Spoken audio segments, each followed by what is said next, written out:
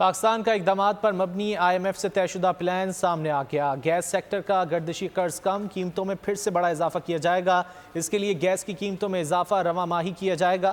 IMF کو یقین دہانی بھی کرا دی گئی۔ نگراں حکومت کا توانائی شعبے میں سبسڈی ختم کر کے عوام کی کمر توڑنے کا پلان۔ نگراں حکومت کا توانائی کے شعبے میں 2 سال میں سبسڈی ختم کرنے کا پلان منظر عام پر آیا ہے۔ گیس سیکٹر کا گردشی قرضہ کم، قیمتوں میں پھر سے بڑا اضافہ کیا جائے گا۔ اس کے لیے گیس کی قیمتوں میں اضافہ رواں ماہی کیا جائے گا۔ IMF کو یقین دہانی بھی کرا دی گئی۔ اوگرا 15 فروری تک گیس کی قیمتوں میں رد و بدل کا نوٹیفیکیشن جاری کر دے گا، جس کے مطابق ٹیوب ویلز پر حکومتی سبسڈی آئندہ مالی سال سے ختم کی جائے گی۔ پنجاب، سندھ اور خیبر پختونخوا میں ٹیوب ویلز پر سبسڈی کا خاتمہ ہوگا۔ دوسرے مرحلے میں ٹیوب ویلز پر 1/4 کراس سبسڈی ختم کرنے کا منصوبہ ہے۔ بلوچستان میں ٹیوب ویلز پر سبسڈی ختم کرنے کے مختلف آپشن زیر غور ہیں۔ فرٹیلائزر سیکٹر کو گیس پر دی جانے والی کراس سبسڈی مارچ تک ختم کر دی جائے گی۔ ایکسپورٹ سیکٹر کے لیے کراس سبسڈی ختم کر کے نان ایکسپورٹ انڈسٹری کے برابر کی جائے گی۔ مقامی گیس اور درآمدی RLNG کی قیمتیں برابر کی جائیں گی۔ نجی شعبے کو کنٹرول دینے کے لیے ٹرانزیکشن ایڈوائزرز اپریل تک تعینات کیا جائے گا۔ 1 سال میں گیس سیکٹر کا گردشی قرضہ 421 ارب روپے بڑھایا جائے گا۔ گیس سیکٹر کے گردشی قرضے کو بتدریج کم اور پھر ختم کیا جائے گا۔